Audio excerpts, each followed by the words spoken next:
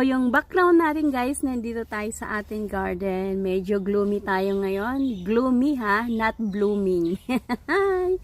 Ganyan talaga. Life is not always Christmas. Life is not always, you know, raining. Sometimes we go through in our life. It's normal, but we are still here, still alive, still doing our passion of our heart.